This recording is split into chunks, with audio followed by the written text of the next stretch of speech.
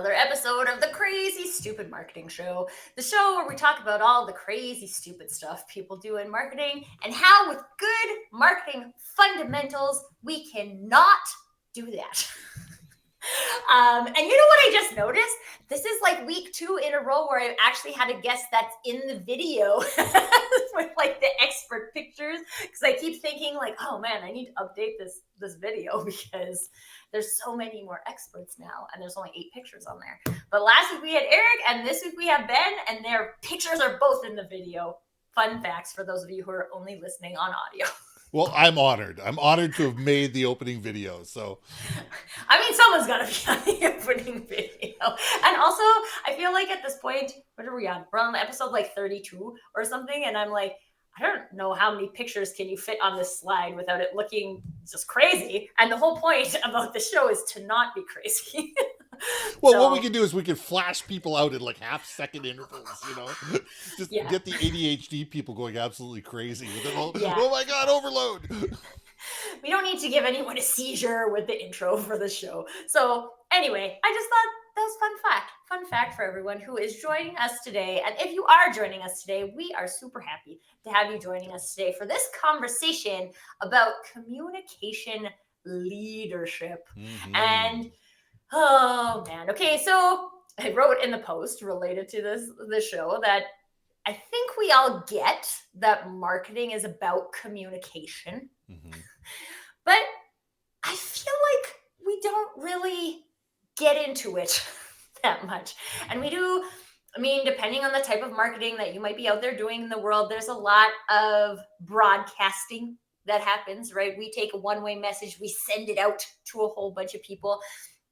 But there's more to communication than just broadcast. And we're going to talk about it today. Cool. Because, I mean, I sit there and say, okay, marketing is part of communication. Advertising is part of communication. Trade show development is part of communication. PR is part of communication. Social media content is a part of communication. It's how you communicate across mediums and across your brand with stakeholders, clients, and internal people. That's what communication is. It's not one particular medium. It's how all of these things seamlessly come together to be able to enable people to listen to you, understand you, and value you. So important, Ben. Now, we already hopped into the conversation, but for our friends who are joining us today who don't know who you are, would you like to give a little intro to who you are and why communication is so important to you? Absolutely. I've been in the communications game for 30 years, or nearly 30 years. I've always been there, sitting there going, okay, how do we get people to understand our value to them? How do we get people to understand that what we do solves a problem that they have a need to have fixed, and they actually have the money to fix it and the will to fix it? And I've always been in that thing, and I've done everything from working with grocery store chains to casinos to construction, manufacturing, healthcare, government. And it's always about how do we enable people to not only have a story, but tell the story in compelling ways. And over the last decade, what I've done is I've worked internally with companies, because a lot of companies communicate pretty effectively outside the organization. People, are pretty good at telling their story about who we are to the general public, but they're horrible at telling their own story inside their own organization. So, that's really where my focus is, and that's where my real love is. Yeah. Well, and I think it's interesting to me because even in your intro about communication and what communication is, you talked about stakeholders, you talked about clients, you talked about internal resources. There's actually a lot of stakeholders. And I think when we look at marketing, which is a very big generalization for all of us, we think about prospects, right? We think about people who don't know us yet. And so maybe we're not thinking about clients. Maybe we're not thinking about our internal team. Maybe we're not talking about vendors, investors, and all of these other types of things. And really, at the end of the day, communication bundles them, or has the opportunity anyway to bundle them all into your story together. Exactly. Because, I mean, people don't think about storytelling to prospects. They don't talk about storytelling to, government, so you can become an advocate for your industry, or to trade associations, or to the general public, who may never buy what you do, but they could influence the people that do want to buy your products. So it's a matter of taking a look at your organization and say, who do we need to influence? Who do we need to have under the umbrella? Who do we need as part of our tribe? And how do we tell stories in ways that resonate with them and get them to not only listen, understand, and value who we are? Okay, so before we get too far into this, I want to remind everyone who might be watching live that this is not just a conversation for Tracy and Ben, but it is also a conversation for everyone. Yes. So if you are joining us today and you have a question, or you have learnings, perspectives, insights that you would like to share, please pop them over into the chat. We would love to include them as part of the conversation. It makes it more robust, not less robust. It's not a distraction for us. It makes it better. So please contribute your thoughts, even if you think they're like so basic. No, that's never true. Right? Any question you have is another question not asked. Yes, there's always someone else who has the same question as you. So please ask your questions. Okay, so before we get, I have all the directions I want to already go with this, but perfect. I also always think it is responsible to start off with a definition of communication. So if we're going to create a definition for the sake of our conversation today, Ben, of conversation, where should we begin? So communication to me is the all-encompassing medium of being able to tell the story of your brand. It overarches marketing. It overarches advertising, public relations, content marketing. All the different disciplines fall underneath it. They're all subsets of communication, because communication is how we enable people to understand what we think, what we believe, and be able to make it resonate in such a way that they internalize, can recall, and retell it. And so I look at this as being beyond marketing to a particular piece, trying to get people to spend money with us. I get it beyond brand, where we're trying to get people to understand who we are, what we do, and why we do it. It's the combination of all these factors that create effective communication, and it happens both inside the organization and outside the organization simultaneously.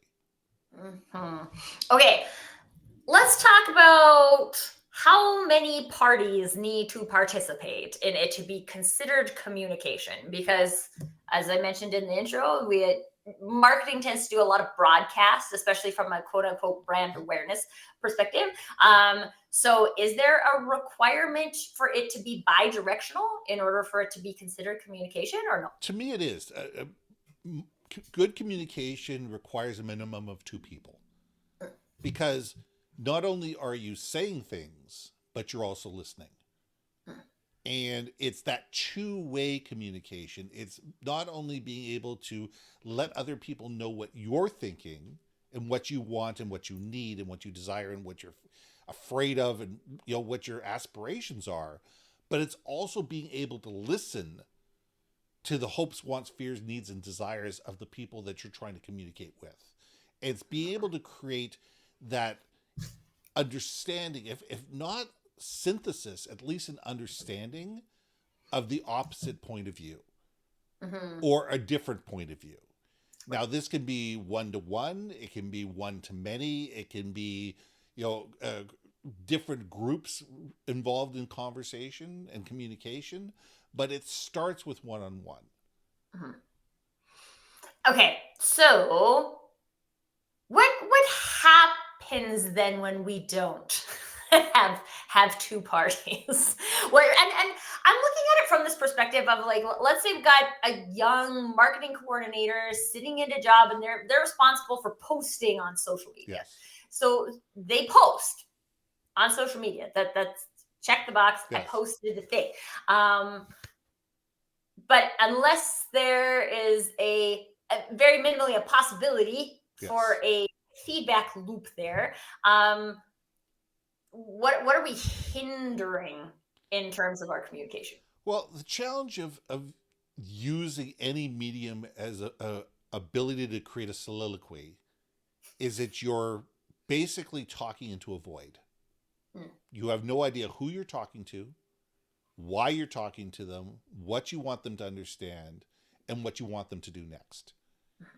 And unless we build those feedback loops, unless we are more interested in the comments than we are in the likes, we're not doing our job as marketers or communicators in general. You know, right.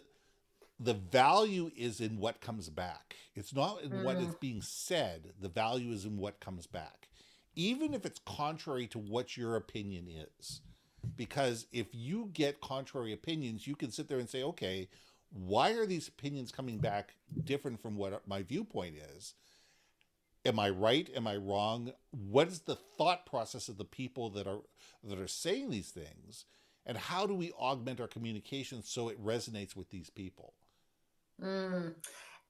Now, like, I love this concept about the value is in what comes back, because I often rant about market research and how people do it just to do it, and they don't care about the data that comes back. And if that's you folks, please stop it. Stop doing it. That's right. I got lots of bits and bytes, but I've never really looked at it. Yeah, we don't need more data. We need meaningful data. So data. If the value, I think this is even a great perspective though, from a like posting on social media perspective, because I think a lot of times in doing that activity, people think that the value is in posting the thing, right? I posted X amount of content, I got X amount of likes, blah, blah, blah. But I think any of us who have ever had any kind of meaningful conversation on social media, which I like to think we're having right now, is that there was something that came back. Someone felt something about a story that you shared, or somebody shared a similar experience. I get this with my about section all the time on LinkedIn, because I shared this story about how I felt like I never fit in anywhere, and therefore I am really good at like doing a whole bunch of different things because I did that. I had a lot of practice. And the number of people who read that is surprising to me, which is awesome to begin with. Who reads about sections? But they're like, I resonate with this so much. I didn't feel like I had a place to fit in. And when you create the opportunities for that, like the value for that isn't that I wrote it in my about section. The value of it is in that someone else resonated with it and shared it with me. Yes. Because otherwise I don't know that someone resonated with it. And it might be good. It might be out in the world providing insights and those things, which is nice. But that communication component doesn't happen until it comes back and I understand that what I put out there resonated with somebody. So I think it's just an interesting call out specifically for social media activities is, are we even trying, or are we terrified of getting feedback? Do we not want comments? Right? That's a conversation for a different That's day. A different conversation, yes. Yeah. But like, are we creating the space? Are we creating the intention for people to have conversations and welcome that value that's coming back? There's so much power in those types of things. Well, let me chew on this for a little bit, because it's two things you said that are really interesting. One, it's the conversation starts when somebody responds. Right. The real conversation begins when you initiate the response. So it's that third conversation. It's, hey, I put this information out there. Hey, listen, Tracy, that was amazing. I really enjoyed da-da-da-da-da. I thought this was great. And then the conversation begins when Tracy all of a sudden sits there and goes, hey, thanks for getting in touch with me. So what did you really like about this? And that's when you can share ideas. Mhm. It's amazing how many people get a comment back in there and go, thanks, or just put a thumbs up. And what you're basically doing is you're killing the conversation. Right. And Ugh. the It's more, not something I'm all about. no, and the thing is, it comes down to, do we actually care about our audience? Do we actually care about the people we communicate with and we want to communicate with? Well, we care about their money then. Well, and that's the trick, is do we care about people's money, or do we care about humans as human beings? And I think as marketers, as leaders, as, people that are part of an organization, we need to sit there and say, when we're communicating with human beings for a very specific purpose. What is that purpose that we're communicating them with? What do we really want? And we need to be honest with ourselves. Some people, you're right, are just in it for the money. Some people are just sitting there going, hey, click funnels, thank you very much. We're just in it for the money, and we're going to blast this information as much as we want. It's all about us. It's all about you serving our needs, you spending money with us, you making our company, more profitable, whatever. And that's what they're all about. And then there's organizations that become the significant organizations in the world today that actually care about their audience. They're actually trying to solve a problem. They're actually curious about the people who use their product. They want the feedback. They want the responses. They want to know the good, the bad, and the ugly, because they want to improve. And the question is, who are you as an organization? And you could be somewhere in between, but you need to figure that out before you start communicating with the world, to be able to be open, honest, and upfront about what do you really want, and what do you really want other people to believe about you. Yeah. I keep thinking of, and I don't know if it's our friend Paul that's just echoing in my ears like he always does, but I'm hearing so much we in this, right? Like, this is a team, and it's not just about me mining your wallet for dollars. Yeah. It's about being a team. And if I'm going to be a team with somebody, one, my goal is not to just be on a team for 20 minutes, right? Like, we're going to be on, if we're going to win a championship, anyway, we're not just going to be on a team for 20 minutes, right? We're going to figure out how to participate together. And so this idea of the team, I like the concept of a we story. Paul, our friend, calls it an us story. It's just too American for me with the US, so we're Canadians. We are not amused, yes. But this is about us going and doing something. It's not about you buying my stuff, which is a transaction. Yes. It's about us going together to do something. So when I think about that, then there is much more of a story there, and it feels like a communication program. And we also need to realize that communication is not the purview of one person or one small team. It's the purview and the obligation of everybody within the organization. Everybody within. It's not just marketing? It's not just marketing. Marketing people, sit down. We'll have a 10-step about this. It's okay. You know what? Communication, being able to communicate both within the organization and also outside the organization, it's about enabling people from a variety of different parts of the organization to have conversations with real human beings outside the organization within their own sphere of influence. Finance people are going to talk about the brand in a finance point of view. Customer experience people are going to talk about it in a customer service point of view. Ops people are going to talk about it in an ops point of view. But you know what? It's all talking about the same needs, wants, desires, and goals, because there are people whose job it is within the organization to communicate that story effectively within the organization, so people know where you've been, where you are, what you do, why you do it, who you do it for, and where you're going. I mean, okay, let's talk about this, because we're sitting here talking about this. I'm like, I mean, all of this makes sense. It doesn't feel confusing or anything like that. What stops organizations from actually having a productive communication program? I think, and it's a conversation I had earlier today. People are terrified of being fired. This is true. People are absolutely terrified of being fired. People are terrified of looking stupid. People are terrified of being the odd person out. And they're terrified of actually sitting there going, well, wait a second here. Can we talk about this? Hmm. Because they're afraid of the ramifications. And that's a culture thing Hmm. within companies. And that comes from the top leadership down. If there is a culture within the organization of you don't raise your voice, you don't lift your head, you don't speak truth to power, or whatever you want to say it is, you're going to have an organization where people are feeding you mushrooms. You know, and as a leadership team, you may think you know what's going on, but people are only going to tell you what's within the echo chamber.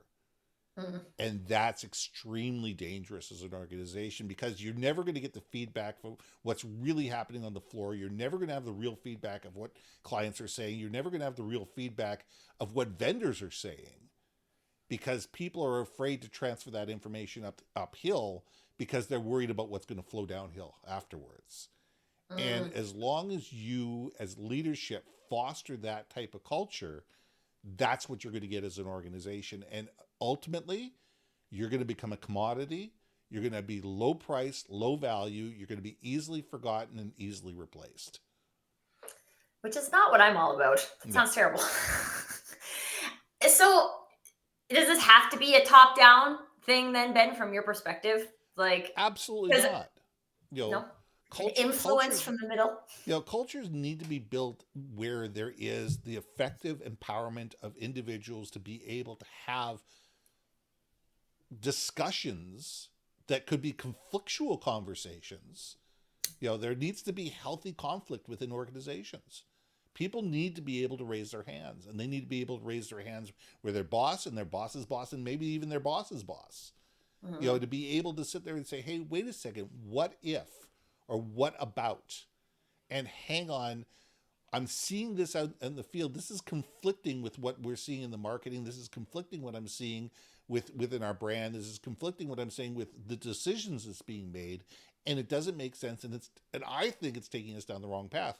It doesn't mean that everybody's opinion is going to be taken equally. It doesn't mean that everybody's opinion is going to be um, recognized. It should be, but a Mm-hmm. good leadership is at least willing to sit there and listen to it and sit there and go, oh, okay, now let me look for myself. And then they're going to make a decision based on a matrix of ideas of of things that you may not even understand at your level, but you should be able to at least be able to have those conversations to sit there and say, has anybody thought about this? Has Mm-hmm. anybody thought about, having here's a perfect example. And this is going back to marketing, and this is going back to Dove. Did a phenomenal job over the years of women empowerment within their commercials. They do a phenomenal job of women empowerment, and looking at beauty from a wide variety of levels. But what they did in one commercial is where they were taking off sweaters, and a different woman was appearing, and the way they edited it caused nothing but grief and headache, because what they did is a black woman took off her sweater and became a white woman.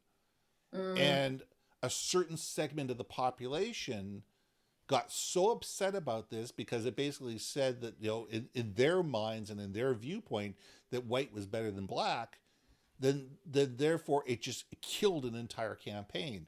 If you had had somebody who watched the final edit and sat there and says, you know what, here's something you may want to think about, and had raised their hand, maybe that could have been re-edited in such a way that it would have created it. Because if you talk to any of the women that were part of this, none of those women felt that they were less than, or marginalized or whatever.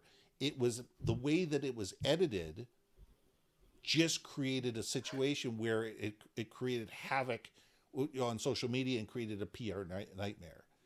And Mm-hmm. organizations need to have different views and different people willing to step up and raise their hand to be able to sit there and say, hey, wait a second, what if or what about? Mm-hmm. Well, and I think I see like two challenges here, Yes. because one is the corporate culture, right? Yes. Whether or not you can do that. The second thing is whether or not people have the individual confidence to be able to do that, because depending on your upbringing, depending on Mm-hmm. what historic corporate trauma you might have started in an organization where that's totally like you can't, right? Like, or it's totally common for people to throw each other under the bus because I'm not responsible, that person's responsible. Um, you go into another organization and you think that's the way things are done, Mm-hmm. right? Because that's what you know.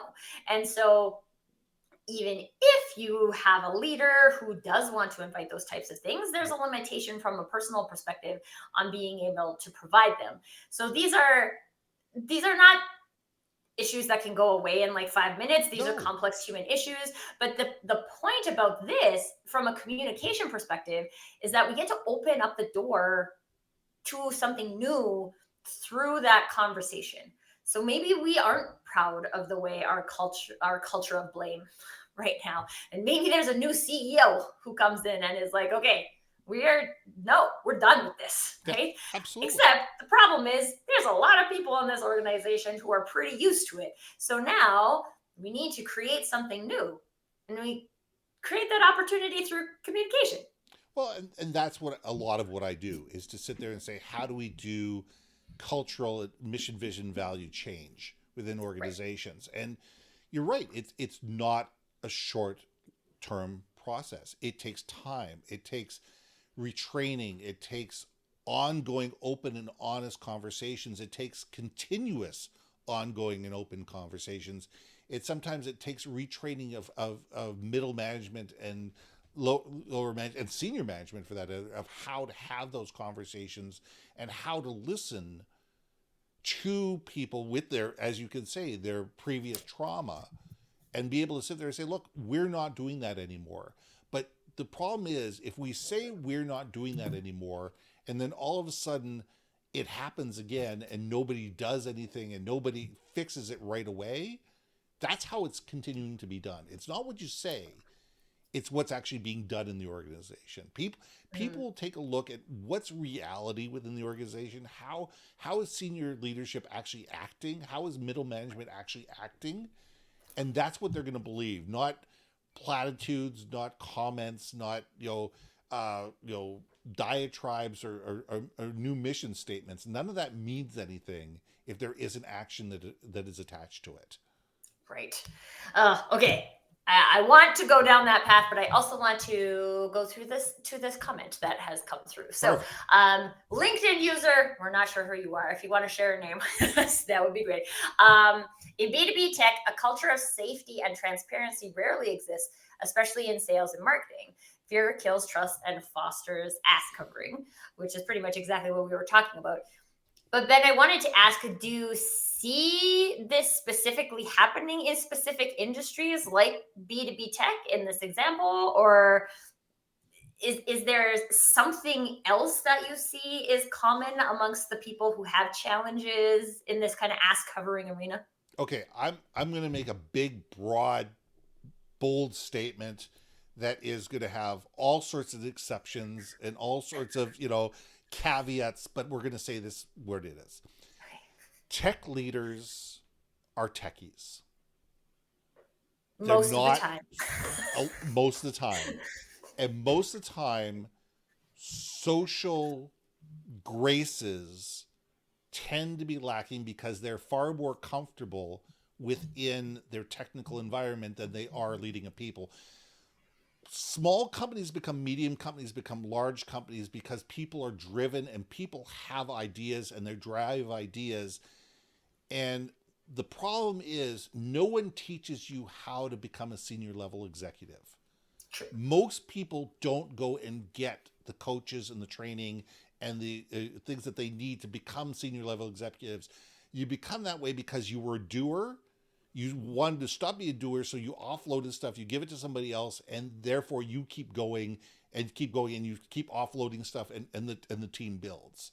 Mm. But there isn't always the structure in place to build the human factors into the business, to build the culture and all that. It says it's driven, it's purpose, it's 90-day sprints, it's it's the startup mentality, it's everything that goes with it. It's the VC survive or die mentality, and there's a lot of things that go along with it, and the culture of collaboration. There's of ideation, but there may not be ideation of, it might be my way or the highway. And it really depends on who the leader is within these organizations and how much they believe that my job is to be the overall visionary and to hire people that are great at what they do and let them do it, or people that sit there and go, I was a programmer, you're just stupid. And hire, fire, and get somebody else in there to fill a role. So, I'm painting with huge brushstrokes, huge generalities, and this is not just tech.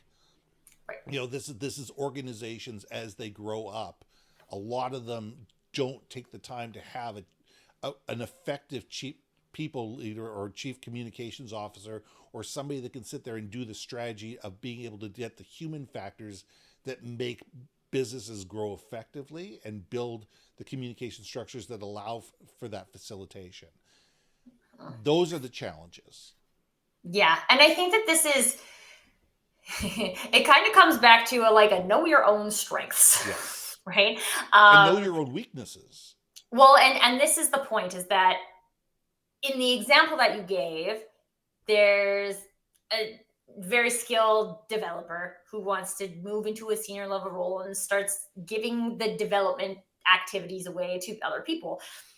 That person's actually quite skilled at those roles, right? And something that I've seen happen quite often too is that people end up in even a CEO role and they're like, I just want to do the tech, right? Like I would rather just be like a chief product officer or something like that and be responsible for the product, because that's my joy, that's my love, that's my happy place. That is where I can contribute the most. And I think leadership is still falls into this arena where most often you're getting promoted because you were good at a thing. And it's what you were good at wasn't necessarily leading people. Yeah. I mean, for people who don't understand what the Peter principle is, because that's exactly what you're saying, is you're promoted to your highest level of incompetency. Because as we get promoted, we're not given the skill sets to make us effective and make us valuable at the next level. It's figure it out or die. And, it takes a completely different skill to be a tactician than it is to empower and to lead tacticians. Because if you're a tactician and you become a leader by default because you were the best tactician, you tend to micromanage because you're sitting there going, well, I can do that better. Well, the difference is they're going to do it different. Right. And it's a matter of understanding that you're not in that role anymore. Your job is not to sit there and be a code advocate, but your thing is to be an advocate of the people that code. Right. Yeah, this is let's talk about this specifically from a marketing perspective for a minute, because I think that often in people's early marketing careers, they are a tactician, right? People are responsible for social media. Absolutely. They're responsible for email. They're responsible for design, or they're responsible for video. And everything in marketing is very, and getting even more so, segmented, right? I'm going to get an expert at TikTok to come in and do TikTok instead of a social media manager. And so how do we go from that level of expertise as a tech? Actually, let's start here. How do we identify whether or not leadership is right for us? Because I think people still think that moving up by in order for me to progress in my career, I have to move from being a tactician or a specialist into leadership. Yeah. I do not believe that that's the right trajectory for all people. Yeah. So how might we identify if that is actually a good match for us or not? I think that's an excellent question. I mean, I can give you an example without names or company of somebody that ended up having a 3 month stress leave because she became the director of marketing. Mm. And Not uncommon. I have you seen know, that in my experience as well. because they just couldn't handle the stress and the responsibilities of people at that level. They've since moved into a completely different non-marketing part of the company, and they are much happier and they're far more productive, and they're far more valuable. But the first question we need to ask is, do these people want to be promoted? Right. What are your not what are my aspirations for you? What are your aspirations for yourself? And people said, they say, well, people don't know what they want. Yeah, a lot of people do. A lot of people sit there and say, you know what, I want to be a great number 2, or I want to be a great number 3. I want to be the power behind the power. I want to be the person that the person who's in charge relies upon, is given the authority, given the responsibility, and my job is to make projects work. I I love that. That's my superpower. That's where I want to be. Or I love coding. You know what? You got to give me a new project every 6 months, or else I'm going to go nuts because I don't want to be stuck on the same project thing. But I don't want to lead people. The person who's good at leading people. Here's a hint: are the people that are leading people as they're being tacticians. They're not your superstars in any particular field. What they're good at is building teams. What they're good at is communication. What they're really good at is bringing the best out of the team, and they think about we before me. Those are the people, hint, that really need to be promoted, because they're the ones that are going to be able to sit there and say, look, my job is to make this team better. It's not about how much sunshine can fall on me, it's how much sunshine can fall on us. Right. And I think we as leaders need to sit there and have great conversations with people about, where do you want to be? What does good look like to you, and what does great look like to you? Where, in 15, 20 years, looking back, what would have been a phenomenal career? And what are the things you want to learn? What are the things you want to do? What are the things you aspire to be? And for some people, it may have nothing to do with work. Great may have nothing to do with work. They said, you know what? I'm happy making my $110,000 a year. I've got a small team. I really like my team. We work well together. I love the fact that we're symbiotic. We do great things together. That I know everybody. I'm able to have conversations. I feel like I win at the end of every day. That could be a good career for somebody for 20 years. It may not be a good career for you, but it could be a good career for them. And I think we need to stop looking at people as chess pieces and start sitting there going, where do you as a person feel that you want to be in 5 years, 10 years, 15 years, 20 years? And a great leader is having those conversations not once, but how, if asking people, have things changed? Right. I would this really is in alignment with my story, right? Because I was lucky to have a very good manager who saw in me that I was kind of by default leading the team, and then gave me a risk-free opportunity to be the team lead and try it. And if you like it, cool, we can keep going in that direction. But if you don't like it, that's fine. You can go back to your area of expertise. And I happen to love it. And it's one of the things that continues to drive me to see people succeed. But it's not, I've also had employees who wanted to be on the management track, and it just was a terrible fit for them. I know I have a really good friend actually who always says, works in middle management, always says, I don't even want to be in senior level leadership, because this is what senior level leadership looks like at this company. And I don't want that for my life.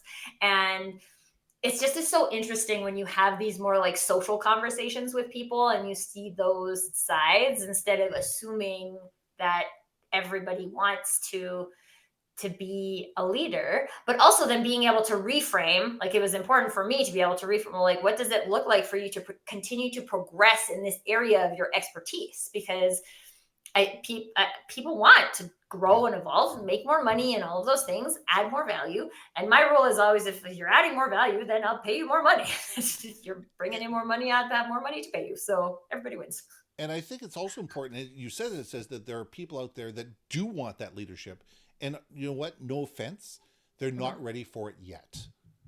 And a good leader sits there and says, listen, you know what? I hear you. I understand you. Here's where we are today. Here's where you want to go. Here's the delta. I need you to work on this, this, and this. And when you've proven this, then you can move forward, and I will be more than And happy let's even to see if you like that. and let's test it along the way and give this person like I said, you give the person responsibility along the way, you build them into that role, and you let them build the muscles over time. Because unfortunately, you're going to have some people who are going to sit there, but I deserve to be the director of marketing now. Well, guess what? Do you? Maybe you do, maybe you don't. More than likely, when you're 20 years old, you don't.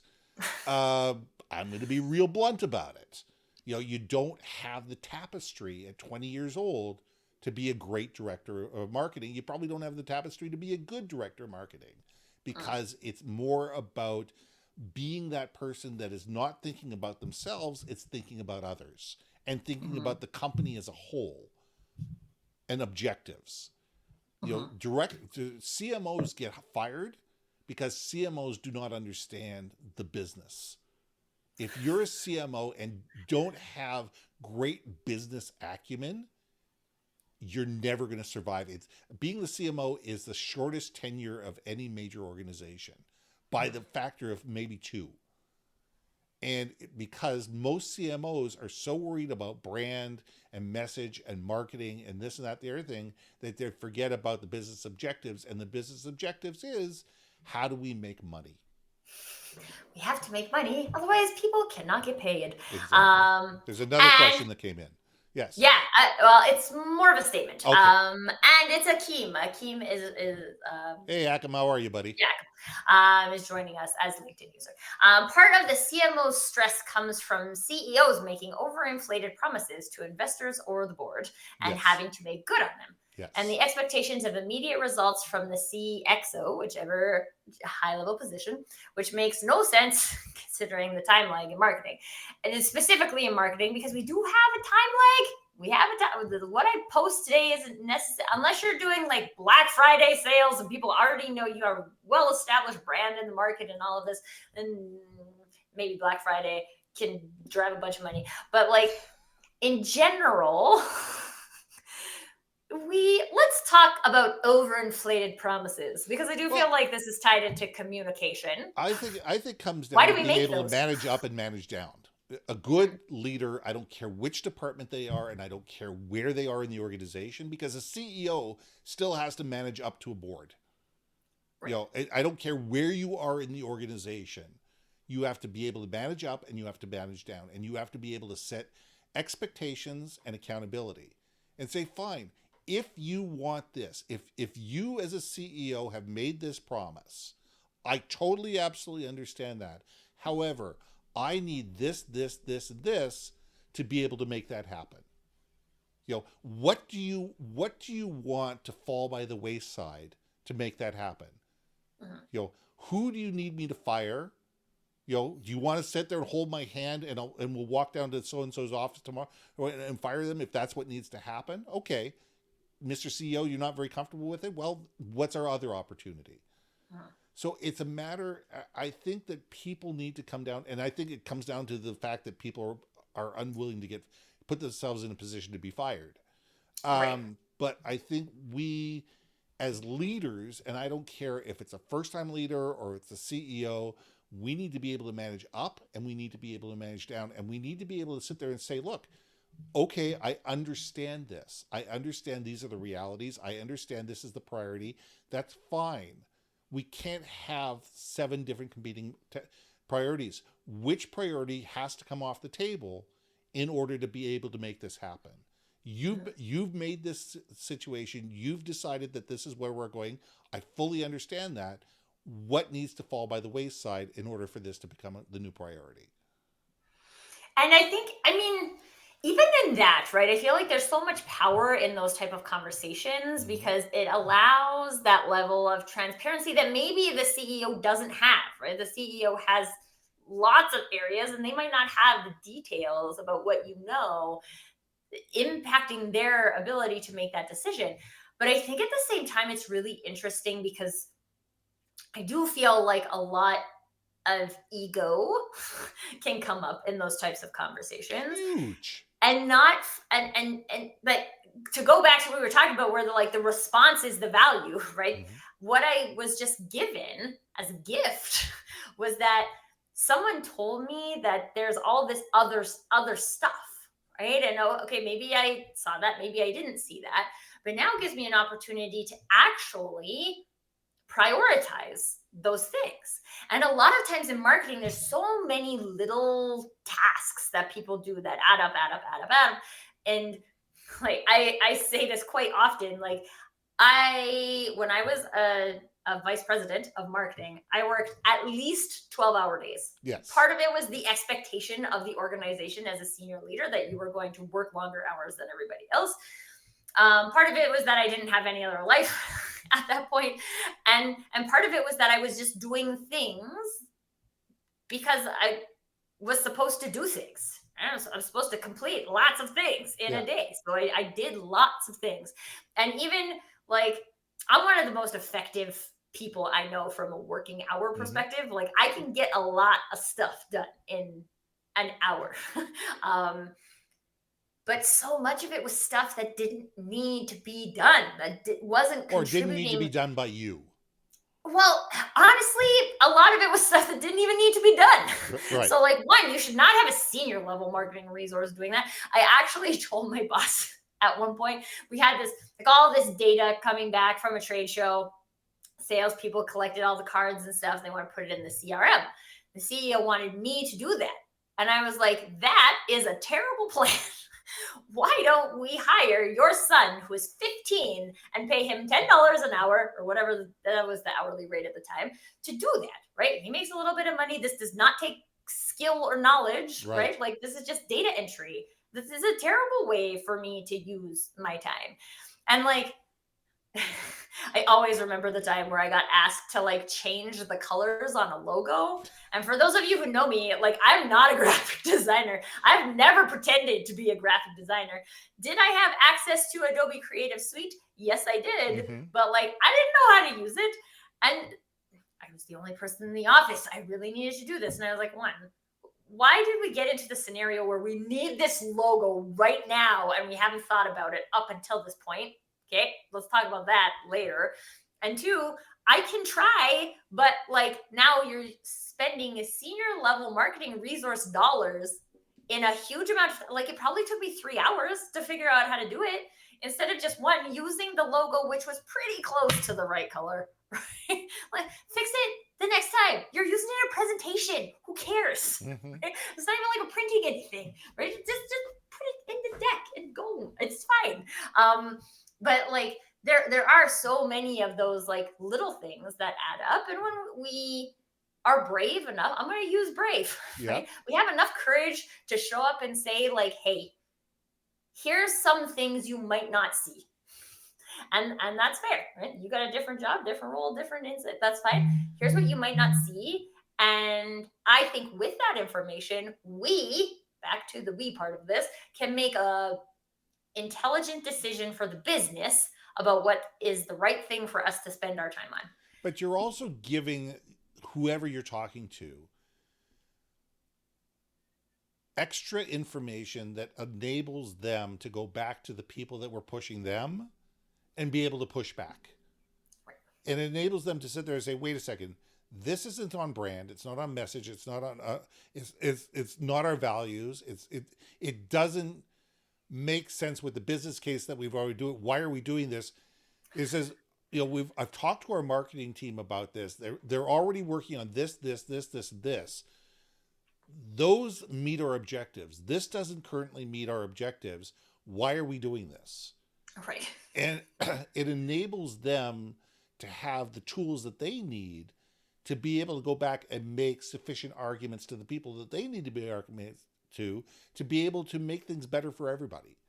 Right. And I think that that's part of managing up and managing down is giving people the tools they need to be able to make sufficient arguments to be able to stay on brand, message, and value.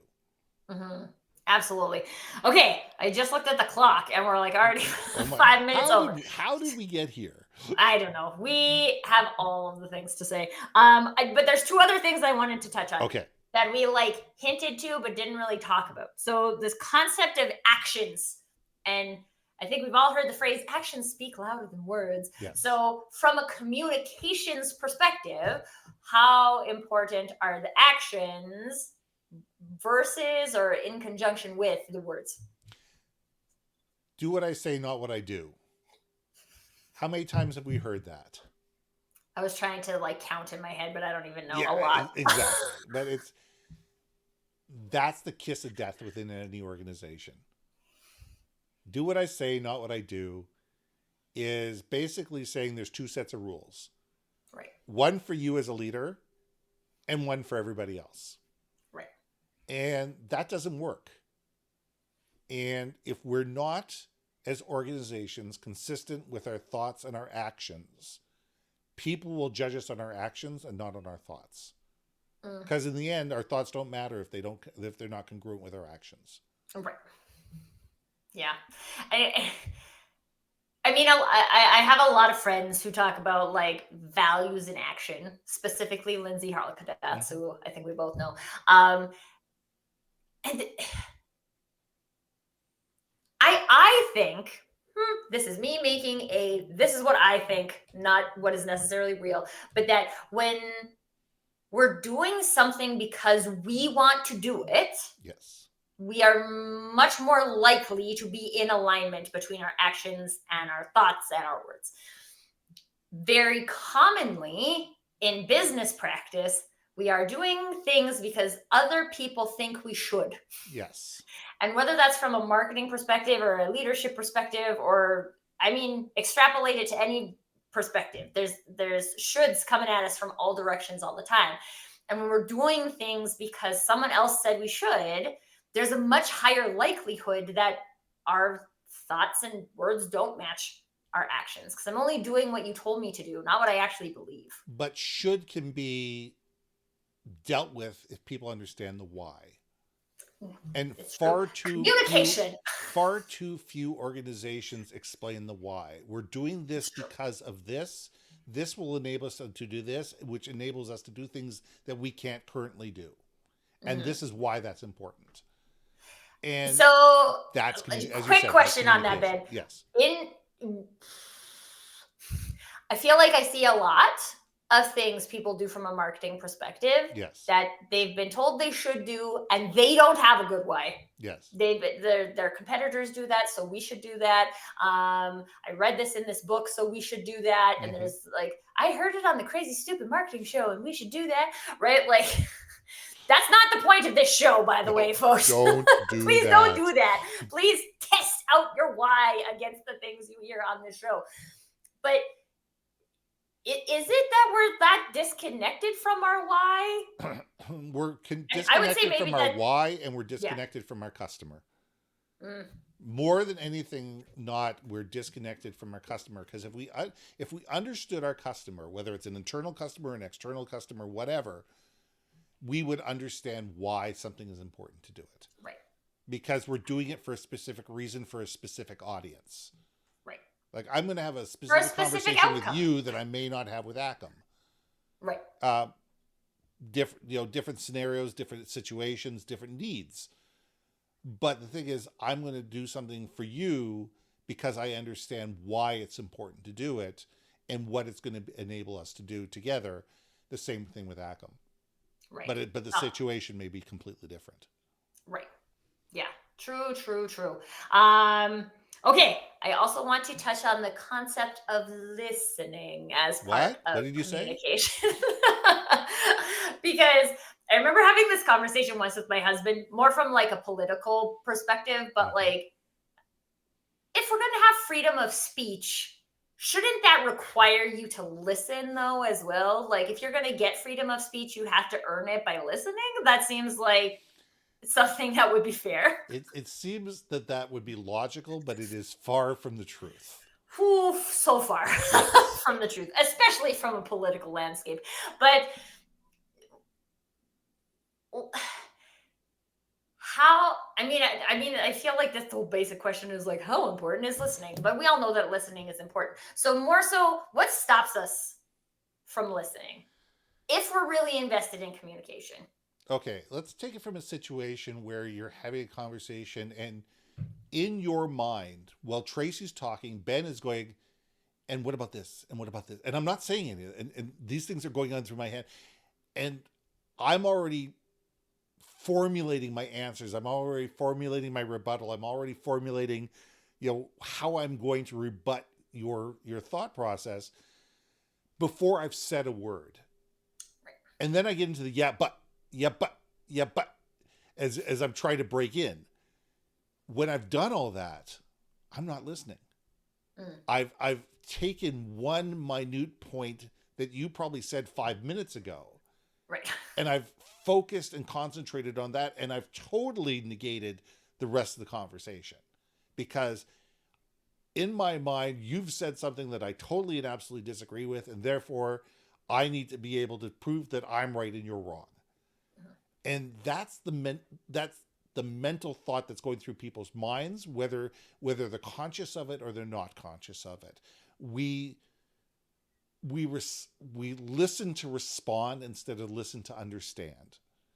And we as people, and podcasting has been a blessing for me, because podcasting enables me to shut my yap, listen to the entire thought of what people are saying, digest what they're saying, then formulate my answer, then I respond.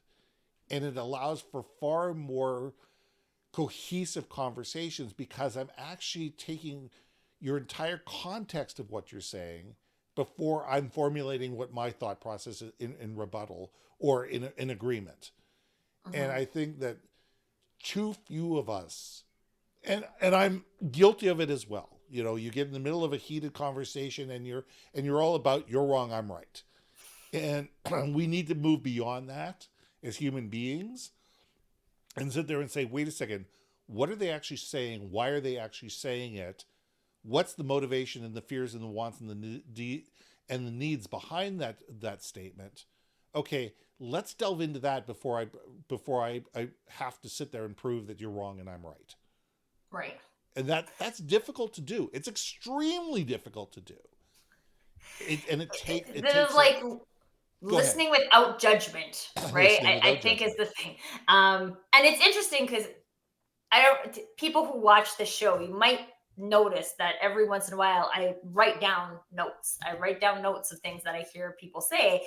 And the reason I do that is because I don't want my brain to get stuck on that note and just keep me in that part. I want to be able to continue on listening to the conversation.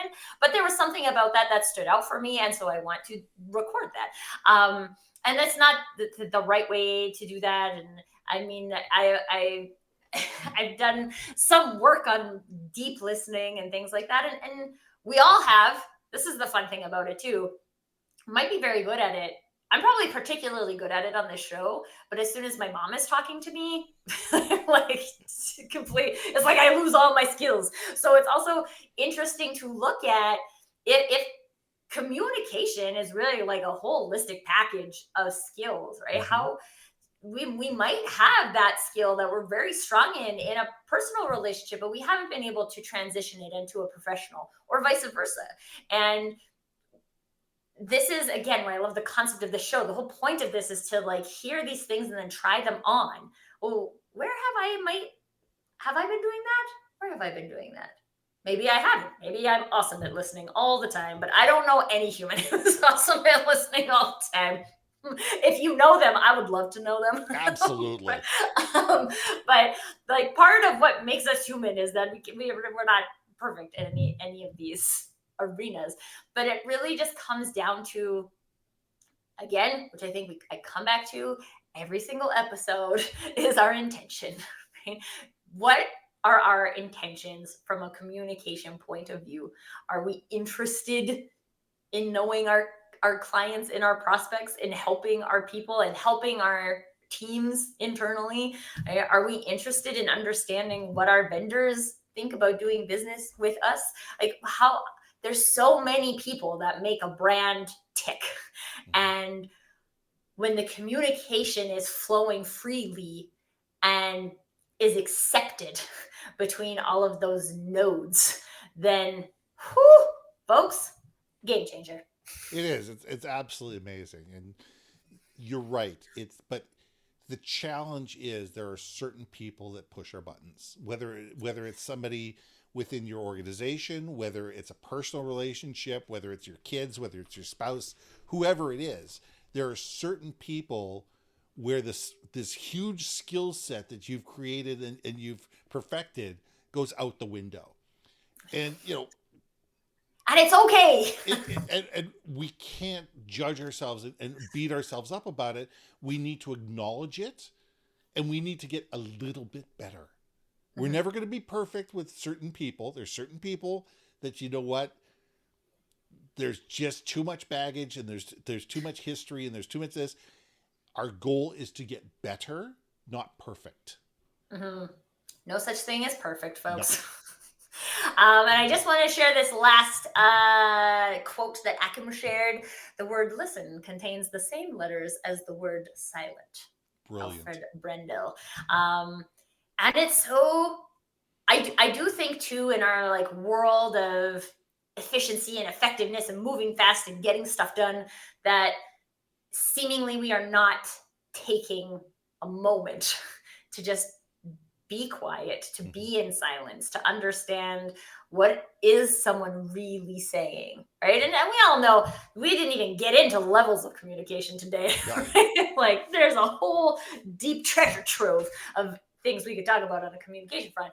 But if we don't slow down, if we don't take a moment, we don't have the opportunity to build those skills, to build those connections, and to create these opportunities for team in communication. And I think one of the things that Ben and I would both champion is, let's try. Maybe let's do a little bit, see what happens. And fail and learn. It's okay to fail and learn.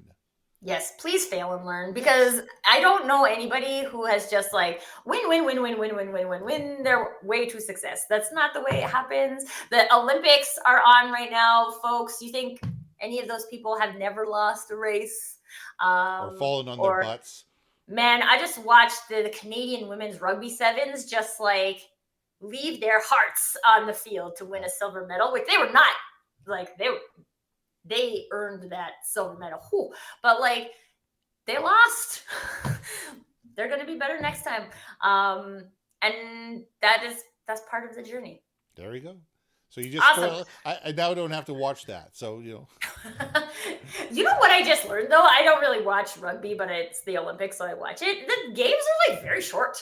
Oh yeah. Like a super short game. But I mean, it's hardcore, right? There's a lot of sprinting. There's a lot of hitting. These people are not wearing pads. No.